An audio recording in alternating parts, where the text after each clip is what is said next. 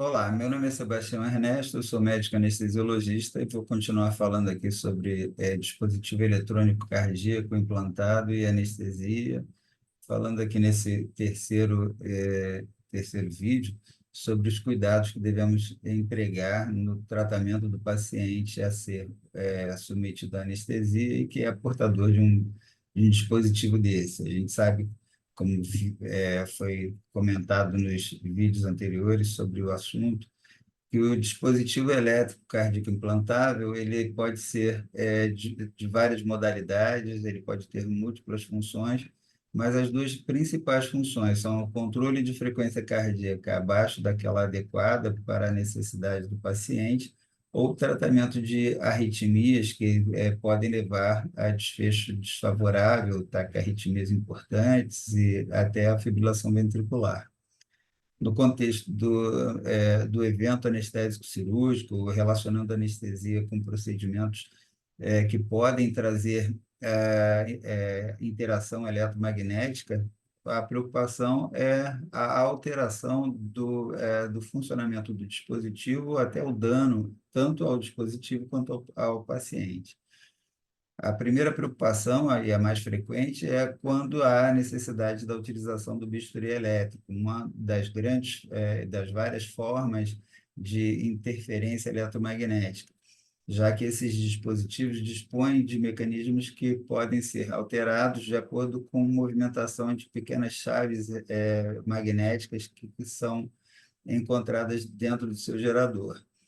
O bisturi elétrico ele produz uma corrente elétrica, como o nome diz, e uma descarga elétrica que visa dois objetivos em geral, ou a coagulação de tecido sangrante, ou o próprio corte de tecido para realização da cirurgia. Então, ele pode ser utilizado na modalidade de corte, na modalidade de coagulação, e até na modalidade mista, quando é acionado o dispositivo ou a forma de funcionamento chamada blend. O blend pressupõe a utilização do bisturi elétrico para corte e no mesmo momento que está sendo realizado o corte do tecido, há uma descarga elétrica que é suficiente para coagular aquele sangue, aquele tecido que está sangrante.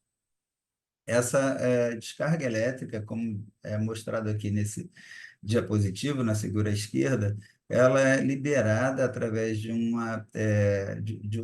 da ponta ativa do bisturi elétrico, e ele ali libera, então, uma carga de energia que vai circular pelo corpo do paciente e utiliza-se para a proteção desse paciente a chamada placa do bisturi elétrico.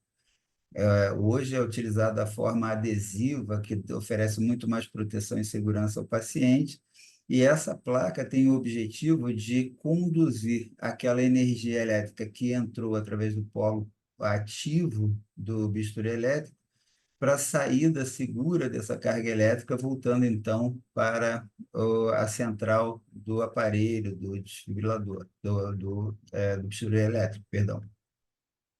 Então, dessa forma, temos aqui um bisturi elétrico que é chamado monopolar, já que, na verdade, ele é bipolar, porque ele tem um lado ativo, que libera elétrons e carga elétrica, assim, e um lado passivo, que recebe esses elétrons de forma a proteger o paciente.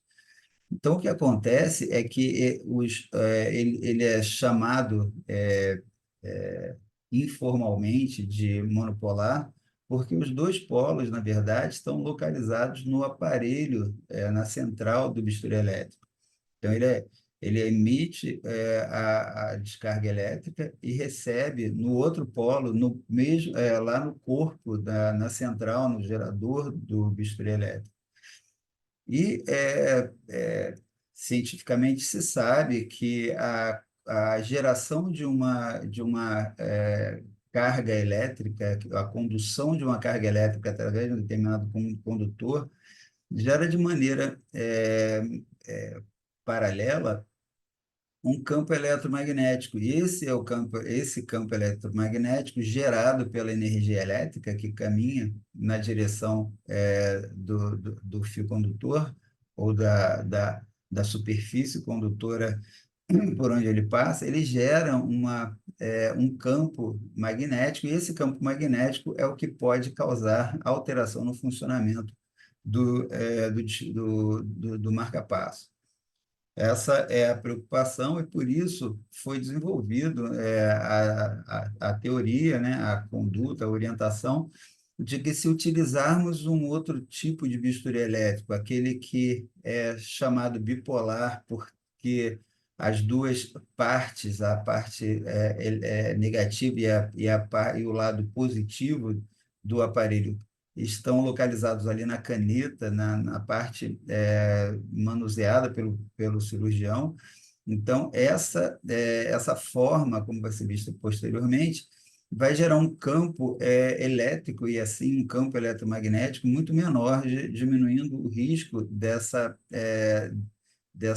transferência de energia que pode caminhar ao longo do corpo do paciente. Então, só para simplificar, nesse diapositivo é o exemplo do chamado vulgarmente, informalmente, de bisturi elétrico monopolar, onde existe a entrada de uma carga elétrica com o objetivo de coagular ou cortar o paciente, e essa carga elétrica ela é encaminhada para ser captada pela placa do bisturi elétrico, que alguns chamam de polo neutro, mas não é. Na verdade, é o lado passivo da saída da carga elétrica, e isso tem o objetivo de não dispersar essa carga elétrica pelo corpo do paciente, que pode gerar outros tipos de lesões, inclusive se o paciente estiver em contato com algum tipo de metal, ou da mesa, ou de suporte de soro, essa carga elétrica ela pode ser desviada em parte para essa região de contato com outro metal, que é um condutor elétrico muito potente, e fazer com que haja uma concentração daquela energia em um ponto menor, e assim gerar um calor naquela região que não acontece na placa do bisturi elétrico, porque sendo uma superfície de uma área maior, ela vai fazer com que haja uma dispersão, uma distribuição daquela carga, gerando pouca ou nenhuma energia térmica. Então, temos aqui o chamado bisturi, tem a central do bisturi, que é feito, então, o polo ativo gera aquela energia, como foi dito anteriormente, essa energia ela é dispersada na placa do bisturi elétrico, que encaminha, então, aquela energia para a central. E no bisturi chamado bipolar, a parte ativa vai estar, como no monopolar, perto do paciente, mas ao contrário da parte passiva, da parte de regressão da energia, ela vai estar localizada ali também. Então, são duas hastes, como se fosse uma pinça, e geralmente é uma pinça, e o eletrodo ativo vai emitir a energia que vai ser captada pelo eletrodo passivo de dispersão e vai voltar, então, a energia pelo próprio cabo que chegou de uma forma que gera um campo elétrico muito pequeno, uma lesão muito pequena, um campo eletromagnético muito pequeno, não causando dispersão daquele campo eletromagnético e diminuindo em muito o risco de interferência eletromagnética para o portador do marca-passo. A utilização da placa do bisturi elétrico, quando há necessidade de utilizar o bisturi chamado monopolar, vamos chamar assim, deve sempre ser posicionada de modo que o caminho da energia gerada pelo polo ativo até o polo passivo não passe sobre o gerador do marca-passo e, de preferência, também não sobre os cabos do marca-passo. Então, se a cirurgia vai ser realizada no pescoço, nunca devemos colocar a placa do bisturi elétrico ali, né, numa região como essa que está demonstrada aqui, que pode, então, gerar o caminho de uma carga elétrica que vai passar sobre o gerador, podendo causar várias alterações, como vão ser vistas posteriormente. Aqui, nesse exemplo B, é onde há uma utilização do bisturi elétrico próximo ao quadril do paciente, então foi utilizada a placa do bisturi elétrica de maneira distal, colocando o marca-passo, o gerador, os cabos totalmente fora do trajeto da energia que vai ser liberada pelo bisturi elétrico e captada pela placa do bisturi elétrico. Então, aqui nessa outra figura, pode ser visto que é uma lesão a ser tratada cirurgicamente no pescoço do paciente, a placa deve ficar por ali mesmo, de preferência na região dorsal, próxima à utilização do bisturi elétrico, para não passar energia sobre o gerador. Aqui também foi feita uma utilização onde a placa é colocada de maneira anterior, mas também de forma a não deixar o trajeto da energia passar lá próximo ao gerador do marca-passo e nem os seus cabos. Então, existem várias orientações, vários desenhos que podem simplificar bastante essa utilização, a forma de utilizar se o bisturi elétrico vai ser utilizado do mesmo lado que está o gerador do marca-passo, a placa tem que ficar, ou, de preferência, se utiliza o bisturi bipolar, com cargas pequenas, utilização rápida, como vai ser visto posteriormente, ou se tiver que utilizar o monopolar, então vai ter que ser feito um preparo de programação desse marca-passo para diminuir a interferência possível sobre ele, utilizar de preferência o bisturi bipolar, se for o monopolar, colocar a placa do bisturi em região que não é conhecida o trajeto da energia sobre o gerador do marca-passo e seus cabos.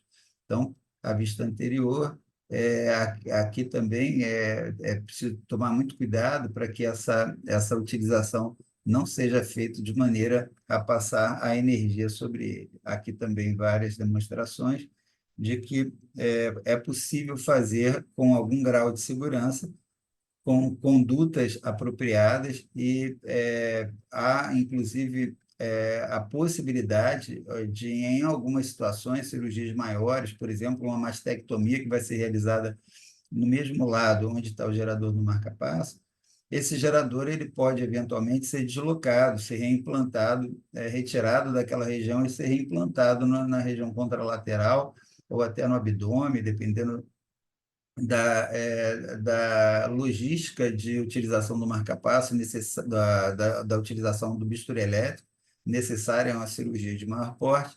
Então, uma programação adequada e uma utilização adequada da localização da instalação da placa do bisturi elétrico em relação à utilização do bisturi propriamente dito. Então, existe também a preocupação aqui de entender que o bisturi bipolar tem essas duas pinças e há um polo positivo e um polo negativo, e há a geração de uma energia que vai ser captada pela própria ponta da pinça ali do bisturi elétrico para evitar a passagem de energia elétrica no corpo do paciente, deixando essa energia bem localizada e ela voltando ali sem passar pelo restante do corpo.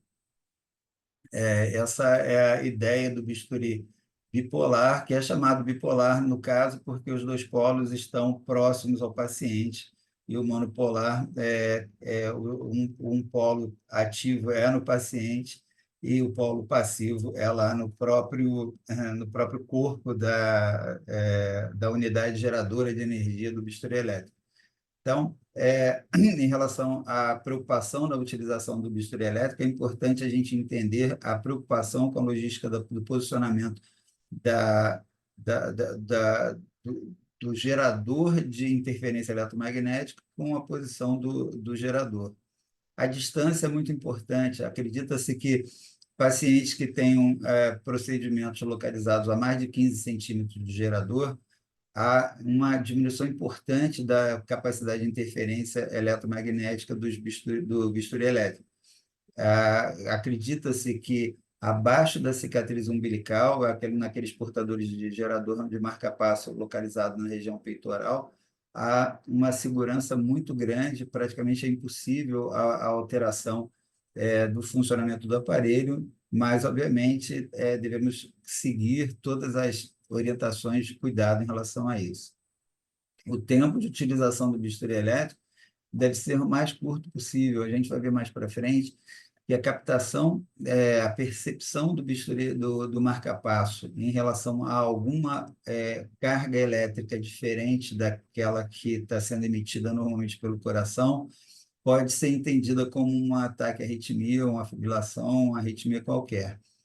Mas o marca-passo ele demora 5 a 10 segundos para perceber e interpretar e caracterizar como positiva aquela onda de choque, aquela onda elétrica, e gerar algum tratamento em relação a isso. Então, o que se aconselha é que a utilização do bisturi elétrico, quando no paciente de maior risco e na aproximação inadequada da utilização do bisturi elétrico em relação ao gerador, o tempo de utilização do bisturi elétrico seja de tempos curtos, menos de 5 segundos, e que se espere mais de 5 segundos para a utilização de novo. Então, você não pode ficar lá queimando aquela lesão muito tempo, utilizando aquele bisturi na sua função corte durante muito tempo, porque fatalmente isso vai gerar alguma alteração no marca-passo, e esse marca-passo, se ele tiver com a função dele preservada, se ele não tiver reprogramado de maneira adequada, ele vai perceber aquela eletricidade chegando, e se essa eletricidade fica por muito tempo, mais de 5 a 10 segundos, ele vai perceber e vai gerar algum tratamento quando ele tem esse dispositivo de tratamento de ataque à arritmia ativado.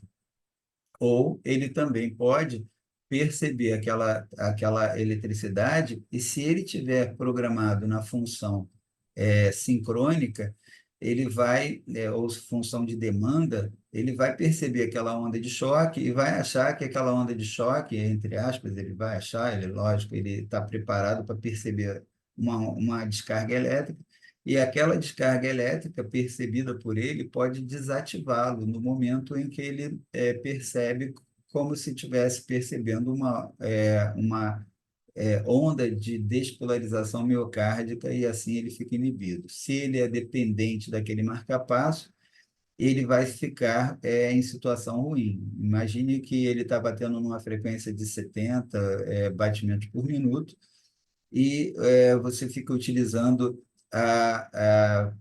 o bisturi elétrico por cerca de 10 segundos. Ele vai perder ali bastante batimentos, porque naquele momento ele vai ficar inibido devido à descarga elétrica do bisturi elétrico, que vai ser uma descarga elétrica até superior àquela descarga elétrica do nódulo sinusal e das vias de condução. Então, é uma situação em que o marca-passo fica inibido, o paciente fica sem aquelas contrações produzidas pela deflagração do marca-passo. E se é um paciente que depende do marca-passo para ter uma frequência ideal, ele vai ficar com baixo débito cardíaco.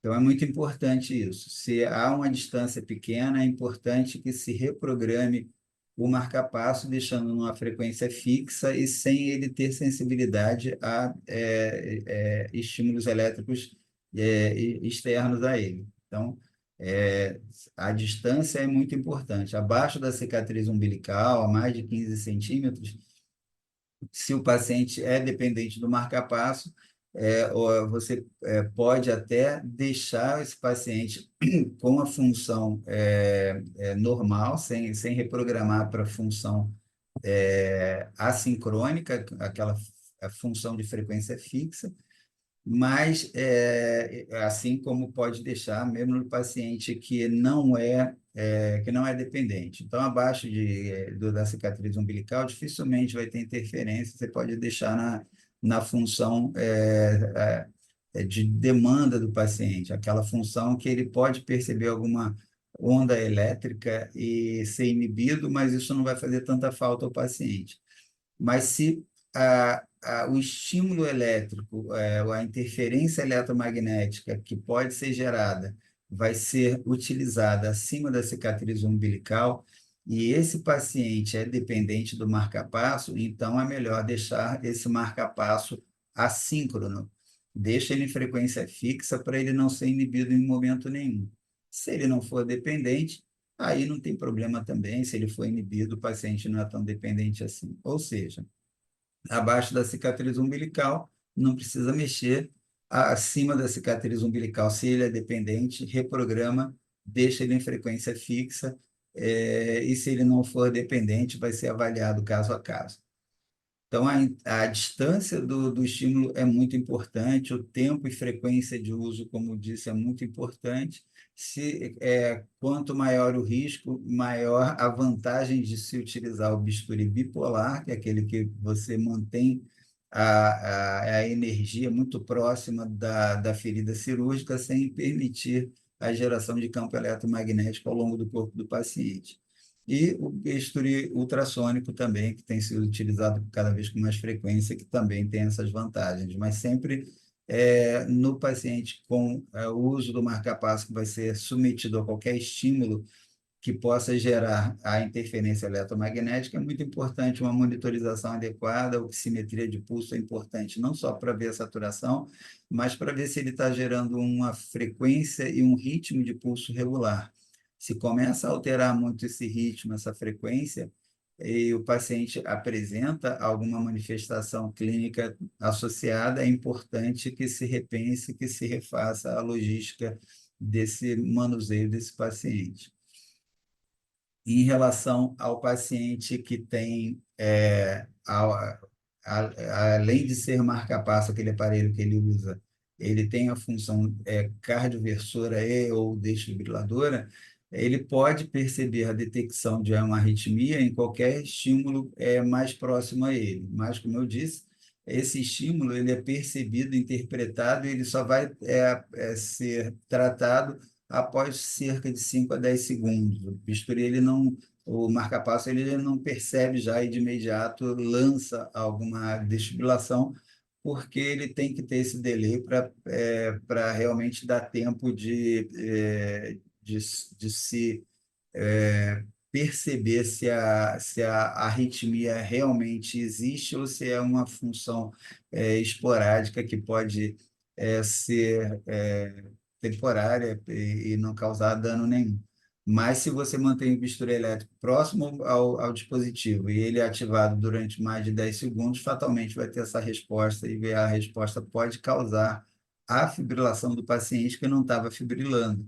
O marca-passo achou, entre aspas, que ele estava fibrilando por causa daquela onda elétrica que gera uma interferência eletromagnética e aí acaba provocando a deflagração de um tratamento inadequado.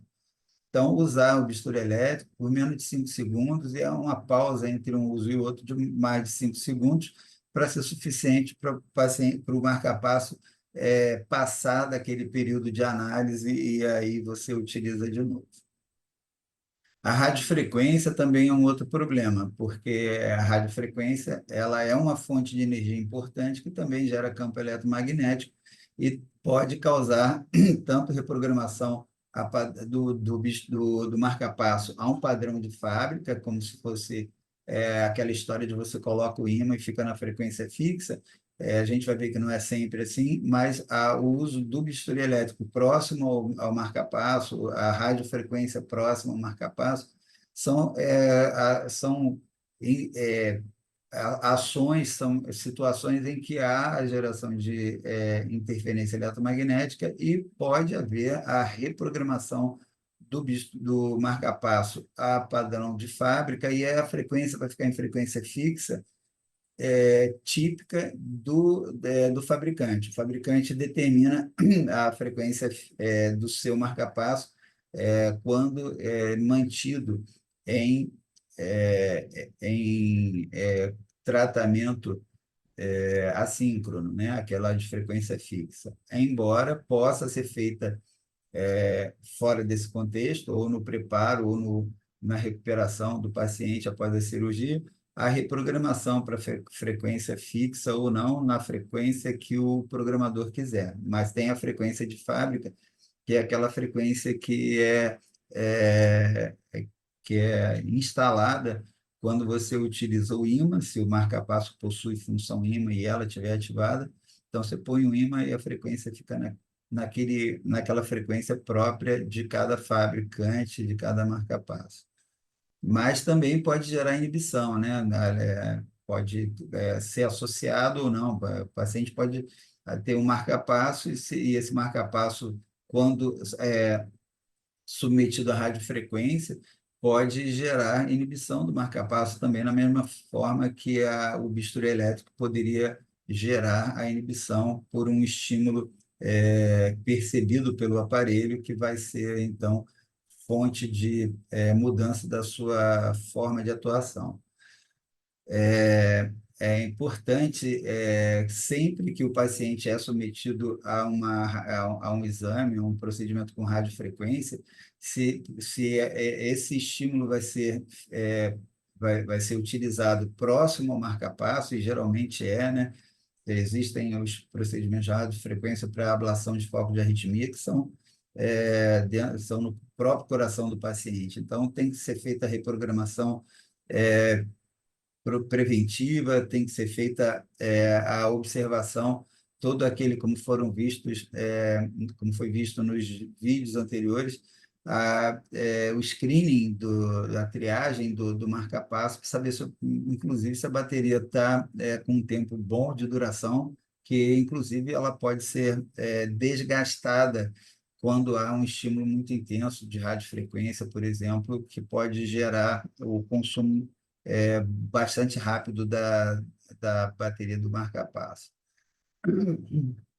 Então, em qualquer procedimento desse, a gente tem que avaliar isso, tem que avaliar o marca-passo, saber o tempo quando foi instalado, quando foi feita a última avaliação, se a impedância está adequada, se a frequência está adequada, qual que é a indicação desse marca-passo, se o paciente é dependente do marca-passo, ele está sendo utilizado só para uma melhora clínica do paciente, a gente vai ver isso posteriormente.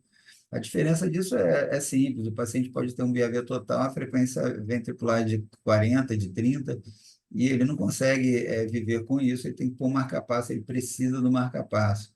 Ele pode ter uma doença do nó sinusal que a frequência dele não chega a valores que consigam mantê-lo, então precisa do marca-passo. Mas ele pode estar utilizando o marca-passo como uma terapia de ressincronização, como naquele paciente que tem um bloqueio de ramo importante e faz com que um ventrículo contraia muito antes do outro. Isso gera uma instabilidade hemodinâmica importante, diminui a fração de ejeção, diminui o volume sistólico, e os pacientes, às vezes, ficam em insuficiência cardíaca, necessitando desse marca-passo ressincronizador, para os ventrículos contraírem juntos. Isso aí muitas vezes diminui o tamanho do coração, faz com que a fração de ejeção melhore bastante e a qualidade de vida. Mas, dependendo do estágio do paciente, ele pode ficar durante a cirurgia sem o marca-passo. Então, se você programa o paciente, o marca-passo dele, para a frequência fixa, você pode estar gerando mais problemas do que deixando ele lá em frequência na forma sincrônica, né, de demanda, e o paciente sempre que tiver um estímulo lá inibe, mas ele não vai sentir tanto assim. Então, tem que ser avaliado caso a caso. Avaliar o marca-passo e avaliar a dependência do paciente do marca-passo, avaliar a bateria do marca-passo. Se você tem dificuldade, se for uma situação de urgência, você procura, né, sempre no exame físico, se tem cicatriz acima da cicatriz umbilical, alguma marca de colocação do marca-passo, e aí você faz a radiografia, e na radiografia você percebe o gerador tem a marca d'água do fabricante, você pode, eventualmente, buscar mais informações, e tem a possibilidade da radiografia mostrar também se o cabo do marca-passo está inteiro, se ele está quebrado, se ele tem aquele espessamento característico do desfibrilador, também muito importante, e avaliar se esse marca-passo, associando na tomada de decisão o tipo de cirurgia, a localização da cirurgia, o tempo de cirurgia, se vai haver necessidade de reprogramação ou não. Nessa avaliação é feita o comentário, o relato do eletrofisiologista ou do cardiologista, se o marca-passo ele tem a função ímã. Se ele tiver a função ímã, na hora da cirurgia, se você acha que tem perigo, tá, vai ser acima da cicatriz umbilical, você coloca o ímã em cima do marca-passo, que ele vai ficar em frequência fixa. Então, precisa saber se ele tem a função ímã, se a função ímã está ativada, e se ele não tiver, então é feita a reprogramação do marca-passo para ele ficar na melhor forma possível de funcionamento para aquele caso. Se o paciente ele tem muita dependência, então é ideal que ele fique em frequência fixa. Se ele tem a função antitaquicardia, função anti-arritmia, função desfibrilação, ela tem que ser desativada se há risco, se há risco de interferência eletromagnética por estímulo acima da cicatriz umbilical. Então, isso aí é uma necessidade. É óbvio, cirurgias próximas do marca-passo vão ser realizadas sem bisturi elétrico, sem nenhuma fonte de interferência, não precisa ser mexer no marca-passo do paciente. Então, mas se ele for, se houver risco de interferência e o paciente é dependente, manter o marca-passo assíncrono, ou com reprogramação, ou com utilização do ímã. E a reprogramação ela vai ser tão mais próxima do momento da cirurgia, quanto mais dependente do marca-passo aquele paciente for. Então, é importante que seja feita essa avaliação e a resposta a essa mudança para assíncrono tem que ser observada para ver se o paciente não vai sentir, porque muitas vezes aquele batimento provocado pelo marca-passo chega muito próximo de um batimento comum, intrínseco, por estimulação natural do paciente, e isso gera aquele desconforto da síndrome do marca-passo, né? O meu coração contraiu, mas agora logo em cima vem o estímulo do marca-passo, que deflagra um estímulo elétrico e o coração vai bater vazio, sentir aquela palpitação. Então, tem que ver que tipo de anestesia o paciente vai receber, se isso aí vai gerar muito desconforto, e a necessidade real, clínica, risco de morte do paciente, se isso for feito ou se isso não for feito.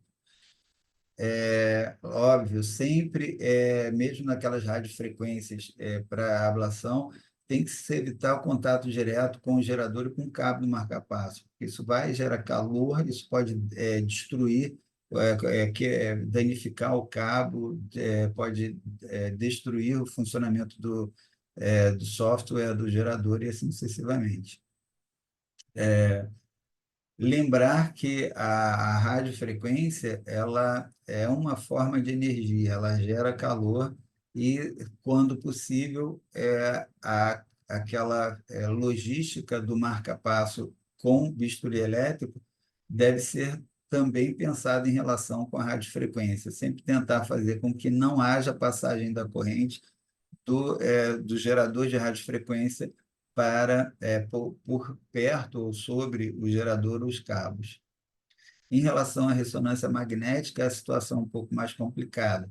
É possível que a ressonância magnética, pelo seu extremamente potente campo magnético, gere uma série de desconfigurações do marca-passo, reprogramação para padrão de fábrica ou uma reprogramação aleatória qualquer, imprevisível, e o mais simples seria a inibição, que é o menos um mal para o paciente dependente, mas tem coisa pior para acontecer. Sempre é importante suspender a função antitaquicardia. Lembrar que os marcapassos mais antigos o marca-passo puro antes de 1998 e o marca-passo com o desfibrilador cardioversor do ano de 2000 são marca-passos que têm uma, é, uma característica mais vulnerável. A tecnologia é muito mais simples, sem alguns recursos de proteção, e esses são marca-passos que podem sofrer interferência mais intensa, desprogramação aleatória com mais facilidade. Mas, mesmo nos mais novos, é importante a gente conhecer o marca-passo, ver se o paciente não possui o tipo de marca-passo mais moderno, que é o compatível com a ressonância magnética. Se o marca-passo for compatível, ainda assim tem que ser visto se o marca-passo e os seus componentes são compatíveis. Se por acaso há uma utilização de um marca-passo compatível com cabo não compatível, o sistema todo não é compatível, então não gera confiança.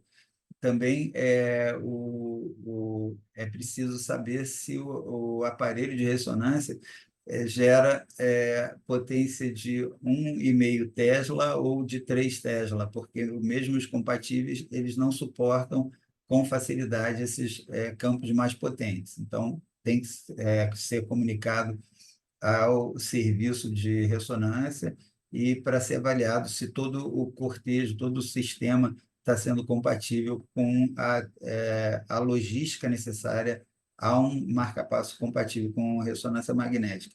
Existem alguns centros que utilizam a ressonância magnética mesmo em pacientes que não têm esse marca-passo compatível, mas a maioria dos autores orienta que se há outro recurso de imagem para o diagnóstico do paciente, ou se o exame não é indispensável, ou seja, se ele é dispensável pelo equilíbrio entre risco e benefício, então que não se faça a ressonância, mas se for fazer toda a monitorização, de preferência ter um especialista em programação e reprogramação do marca-passo, que deve ser feita imediatamente antes e imediatamente depois do exame, e todo um corpo de profissionais para atender emergências que possam surgir sendo peritos em assistência é, é, em suporte avançado da vida, né? O paciente pode apresentar fibrilação e etc., principalmente nos pacientes portadores de CDI. É importante a monitorização, a oximetria é muito importante para ver a onda de pulso e o ritmo. Não é ideal confiar só no eletrocardiograma, porque o paciente pode até apresentar o ritmo sem apresentar pulso, então é uma situação de atividade elétrica sem pulso que deve ser tratada de maneira emergencial. As preocupações são a presença daquele campo eletromagnético gerado pela radiofrequência, e quanto maior o gradiente magnético, mais importante é essa interferência. Então, as contraindicações reais para a utilização da ressonância magnética no portador de marca-passo são aqueles marca-passos anteriores a 1998, os portadores de cardioversor desfibrilador de antes do ano de 2000, marca-passo temporário também não é indicado, os marca-passos definitivos com implante de cabo no epicárdio também não são compatíveis com a ressonância, e os implantes de menos de 6 semanas. Se tiver menos de 6 semanas, é o ideal que se espere 6 semanas, porque o risco aumenta bastante nesses implantes é, que ainda não tiveram tempo de gerar cicatrização, resposta, porque altera a impedância durante esse processo de cicatrização na lesão causada pelo implante do cabo do marca-passo. Existe uma orientação por alguns autores de também aumentar a amperagem do marca-passo para compensar as alterações que vão ser provocadas pelo possível aumento de temperatura no cabo do marca-passo provocado pela ressonância magnética. Então, os riscos são tanto mecânicos, pelo deslocamento do dispositivo, deslocamento do cabo, deslocamento a lesão do cabo, ou até uma outra contraindicação que me ocorreu agora, eu não tinha colocado no diapositivo anterior. Muitas vezes o paciente possui um marca-passo, mas ele possui um cabo abandonado de marca-passo anterior que não se conseguiu retirar. E o risco de se insistir em retirar, muitas vezes faz com que seja mantido um cabo de marca-passo lá. E isso é uma contraindicação à ressonância, porque esse cabo pode ser deslocado durante a realização da ressonância, e isso pode ser bastante perigoso.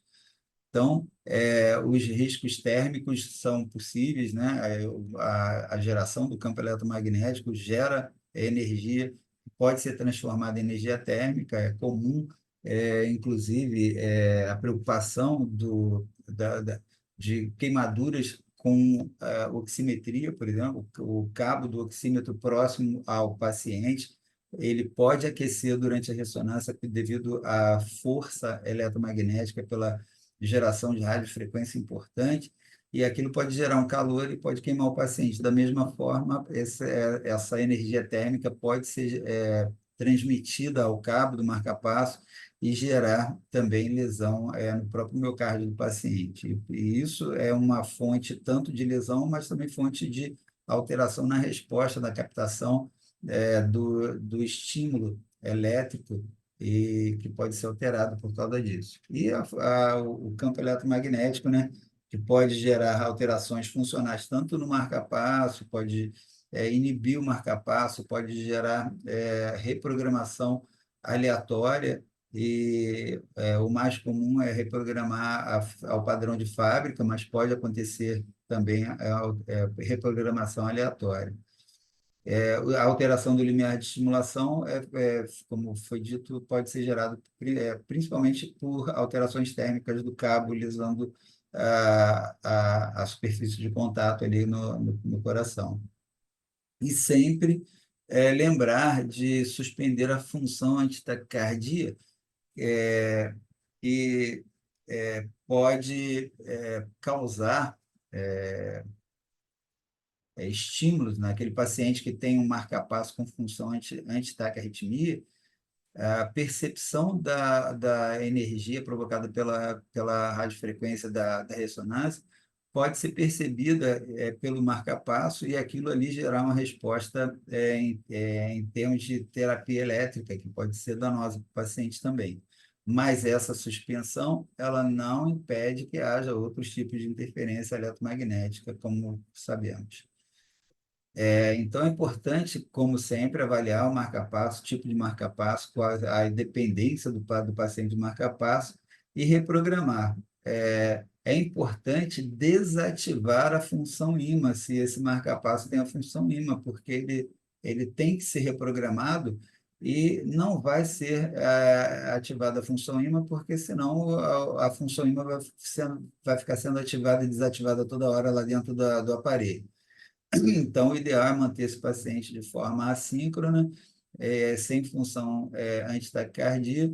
E naqueles dependentes do marca-passo, é importante a estimulação assíncrona ou do ventrículo ou de átrio e ventrículo. Nos não dependentes, você pode até deixar de forma síncrona, se por acaso isso for trazer algum benefício para o paciente. Então, deixar o paciente com a função de percepção das câmeras e inibição, caso haja percepção pelo marca-passo de alguma carga elétrica. Mas aí essa carga elétrica vai poder ser tanto do próprio coração do paciente, e aí ele está funcionando tranquilo, está tudo certo, o coração bateu, ele inibe o marca-passo, e o marca-passo vai esperar de novo. Se bater o coração de novo, ele vai inibir de novo, e vai ficar sincrônico. E então, enquanto o coração estiver batendo numa frequência aceita pelo marca-passo, ele vai ficar quietinho, vai ficar em stand-by. E se faltar algum batimento no momento que é o momento de deflagração do marca-passo, ele vai deflagrar e vai estimular o coração.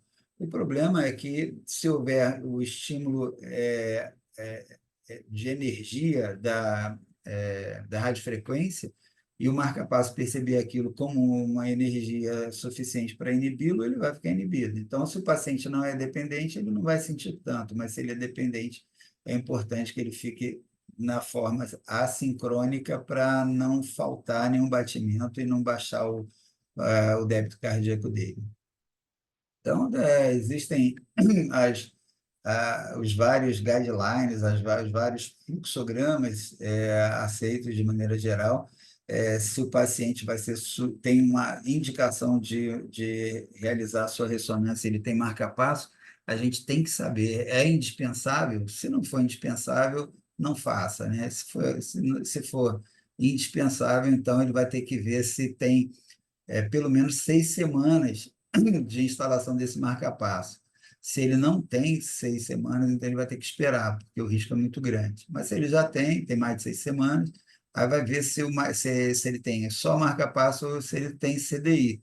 Se ele tem CDI, tem que desativar a função de taquicardia, porque senão ele vai ficar tomando choque lá dentro a qualquer percepção de energia maior. Se ele não tem, então só avaliar se ele tem alguma função de taquicardia tem que ser cancelada. Se for só marca-passo, ele vai ver se o paciente é dependente.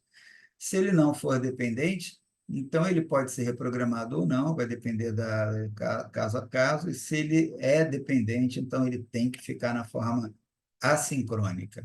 E é importante que tenha uma equipe treinada em suporte avançado da vida, monitorização permanente durante toda a mudança de funcionamento do marca-passo, seja por reprogramação ou por alteração eventual, possível, né, pelo procedimento que ele vai ser submetido, tem que ser monitorizado. Então, aqui não é diferente, vai ter que ser monitorizado eletrocardiograma, oximetria, sinais vitais, e tem que ter alguém para reprogramar antes e reprogramar após o exame, pelo menos 30 minutos após a realização do exame. Manter disponível, como falei, o eletrofisiologista ou cardiologista, reavaliar sempre depois, reprogramar, e naqueles portadores de marca-passo compatível, tem que ter certeza, o aparelho de ressonância é de 1,3 Tesla, senão ele não vai ser considerado. E ativar o modo ressonância do marca-passo que é compatível, porque quando você ativa o modo ressonância, ele já deixa o paciente na forma mais segura possível para a realização do exame. Mas tem que ter aquela checagem de todos os componentes do marca-passo, está tudo em ordem, e se o aparelho é de 1,5 Tesla. A litotripsia também oferece algum risco pela aproximação, então, dependendo do tipo de marca-passo e da dependência do paciente do marca-passo, é importante reprogramar, e aí a reprogramação vai ser feita de acordo com o aparelho, se ele não tem função ímã, ele é reprogramado pelo eletrofisiologista, se ele tem a função ímã, ela deve ser ativada e colocar o ímã durante o procedimento. A eletroconvulsoterapia é muito importante, a manutenção do marca-passo assíncrono se o paciente é dependente. A eletroconvulsoterapia, ela não necessariamente só pela descarga elétrica, mas também pela contração muscular do paciente durante o exame, essa contração muscular pode gerar despolarização importante também e ativar mecanismos anti-taquicardia se esse paciente possui marca-passo com essa função. Então, tem que desativar a função de demanda, transformando em assíncrono, e tem que desativar a função anti-taquicardia também. Tá? Então, lembrar que em todos os pacientes que possuem alguma função anti-arritmia, seja CDI, desfibrilador ou outro, esse paciente, se você desativa essa função, ele vai ficar vulnerável. E se ele tinha essa função ativada, provavelmente ele tem uma facilidade de apresentar taquiarritmia. Então, você tem que manter esse paciente próximo de uma monitorização adequada e com marca-passo temporário e desfibrilador à mão para tratar qualquer arritmia que possa, porventura, surgir. Então, de novo aqui, paciente marca-passo, com ou sem função de ressincronização. Então, tem que avaliar se a interferência eletromagnética é provável. Se ela for provável, então a gente vai ver se o paciente é dependente ou não, e assim sucessivamente. Como foi dito anteriormente, o passo a passo, né, o fluxograma da interpretação. Se o paciente tem um marca-passo, ele deve ser avaliado de maneira adequada e o paciente também deve ser avaliado quanto à sua dependência ou não. Obviamente, tem que ver se o estímulo se a interferência eletromagnética é provável. Se está muito longe, então não precisa se preocupar muito. Se está muito perto, então tem que reprogramar e a reprogramação vai ser na dependência vai ser relacionada à dependência do paciente em relação ao marca-passo e o tipo de reprogramação vai ser feito de acordo com a existência ou não da função IMA, se ela está ativada ou não. Tá? E quando tem o CDI, então é importante que não seja mantido o CDI ativado quando há risco de interferência eletromagnética, porque senão o paciente vai ficar tomando choque e vai acabar fibrilando devido ao tratamento elétrico inadequado. É importante lembrar que o marca-passo que possui CDI, ou seja, função cardioversora desfibrilador, quando a gente coloca o ímã nele, se ele tem função ímã, você desativa a função anti-arritmia. Mas esse marca-passo vai continuar de demanda. O marca-passo de demanda, ele só é desativado se há função ímã ativa e se não tiver CDI. Se tiver CDI e tiver a função ímã ativa, você não transforma em assíncrono, você só desativa a função CDI. Então, é preciso conhecer o marca-passo, saber se esses marca-passos mais antigos, antes de 2000, antes de 1998, esses marca-passos, a função ímã, se não está ativada, se não está adequada, você pode colocar o ímã em cima dele e ele ficar completamente desregulado. Então, praticamente você não vai encontrar mais esses, são pacientes que ou já foram ou já tiveram o seu marca-passo atualizado, mas mesmo nos aparelhos mais recentes, se é só marca-passo e precisa reprogramar, então você vai saber se ele tem função ímã ou não. Se ele não tem, o eletrofisiologista vai reprogramar. Se ele tem função ímã, tem que saber se ela está ativada. Se ela está ativada e precisa transformar em assíncrono, deixa o ímã ali em cima do gerador enquanto tiver risco de interferência e quando você retirar, ele vai voltar provavelmente à função de demanda dele.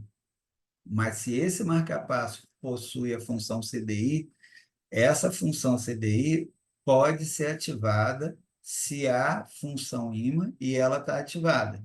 Então, você põe o ímã, desativa o marca-passo, o desfibrilador do paciente, mas você não consegue, nesse caso, transformá-lo em assíncrono.